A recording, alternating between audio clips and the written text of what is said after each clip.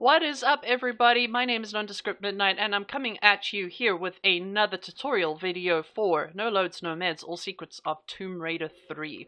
This is actually going to be a relatively short video, since there's not much to cover and there are actually no secrets in this level, but I am going to show you how to navigate the maze and then a couple of tips on how to deal with Tony.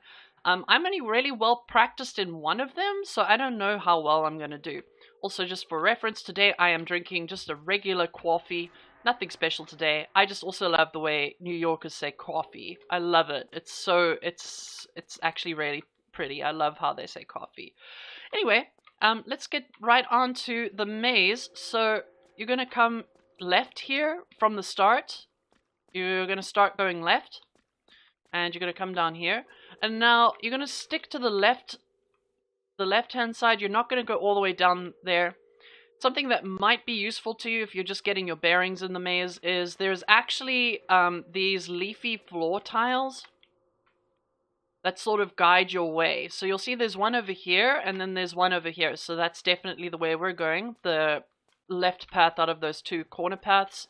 You're going to turn left in this crouch space and then you'll see another leafy tile over here. I love using these. I think that they're very helpful. As long as you stick to them, you'll be able to get through the maze no problem. Hope everybody's doing well today. So we're going to climb out of this crawl space. I'm going to run through here. You can do a bit of sprinting if you want to. Entirely up to you. But you just go around this way. Look, another leafy floor tile. They're so useful.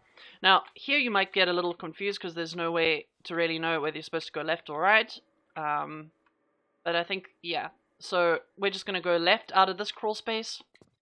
And then we're just going to go right a couple of times. So right, right, left.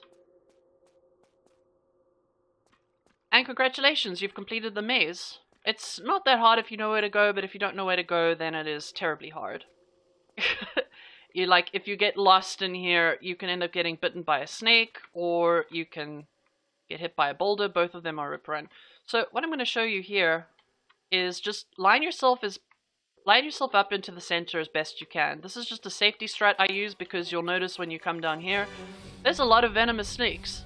And you do not want to get bit by them. You don't want to get poisoned. So just try to be as center as possible. Sprint down there. You can flare cancel the way I did, but you don't have to. You still have plenty of time to dash down there and deal with that. Alright, and congratulations, you made it to the boss. Now, there's a couple of ways of dealing with this boss. One of them I'm not very practiced on, so I might die. I'll show you the method that I use.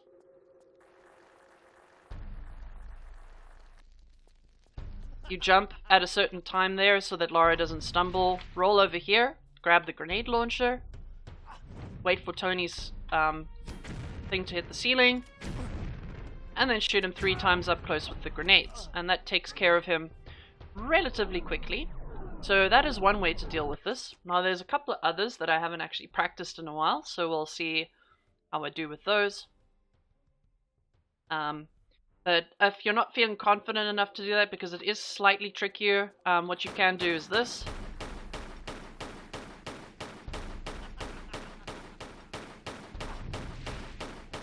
Wait for his magic to hit the roof.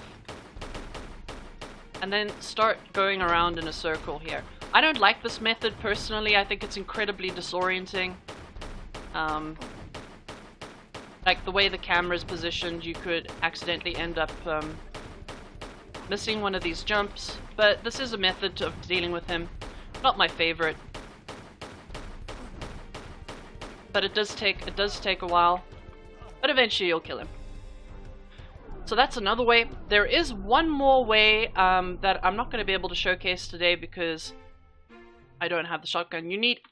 I don't have enough shotgun ammo. But what you can do is basically stay on this tile, come a little bit forward like over here, walk to the side with the shotgun out. Well, I'll just show you. But this method also works with the pistols, so I show you what I'm talking about with the pistols. This is just another way to deal with Tony. This boss is actually probably one of the hardest that you'll deal with in this run, so... Alright, so what we're going to do is we're actually going to sidestep all the way to the end over here. Wait for his fire to hit the ceiling, side flip. Wait for that to go behind you, side flip again. Wait for that to hit the roof, side flip again. The problem with this method is there's a chance he'll set you on fire. But that's also another method you could do. And for that particular method, you can use the shotgun. Shotgun's actually incredibly useful for that method, so you can use either the pistols or the shotgun. It takes 8 to 10 shots with the shotgun to actually finish him off. So yeah, there are a couple of methods of dealing with Tony. If I wanted to... No, I think that basically covers a couple of strats you can use for Tony. If you want to experiment with the shotgun route, you just have to make sure you've got enough shotgun ammo throughout the level. But yes, the reason I wanted you to collect those grenades earlier on in the game in India, when I said that we were going to have a trick later on in the run, which we were going to use them for, this is the trick, is dealing with Tony using that initial strat that I showed you. It's very quick, very efficient, and gives Tony the least amount of opportunities to actually set you on fire. The issue with this boss, and one of the major issues with this boss, is it's entirely RNG. And I mean entirely RNG. The fire can splash on you at almost any point. The grenade strat, however, mitigates this entirely. There's only one instance where you will get set on fire using the grenade launcher strat, and that's if you miss a grenade. That is the only time you may get set on fire. Otherwise, it's actually a 100% consistent strat. The other strats I showed you involving the pistols can easily be done using the shotgun as well. So yeah, those are the strats you can use to deal with Tony. And then after that, obviously you just go over here and you pick up the crystal. And congratulations, you will have finished India. No loads, no meds or secrets if you've been following along. And you can choose your path, on which path you want to go for the next section. We're going to be covering Nevada first, and it's the one that I recommend you actually go to first. Either Nevada or South Pacific are actually really good ones to do first. Nevada, the reason you want to... Let me just take a sip of coffee. The reason I'd highly recommend Nevada first is because you actually lose your guns in the second level of Nevada, and you do not get your guns or ammunition back, so you lose everything. So it's really bad to do it either last, and it's kind of bad to do it second, though I have seen people do no loads, no meds or secrets and go to South Pacific first, and then Nevada. And the reason they do that is because South Pacific is incredibly difficult. It's where a lot of your runs are probably going to die. So getting that out of the way first and then doing the two easier sections, Nevada and then London, is not a bad strategy. I just think it's easier, especially if you're a newcomer, to start with Nevada first, get that out of the way, and then you'll be fully armed and ready for South Pacific. But like I say, you can do either or, that's 100% fine. But we're going to be covering as if we're doing Nevada first. So the next level I'm going to be covering is Nevada.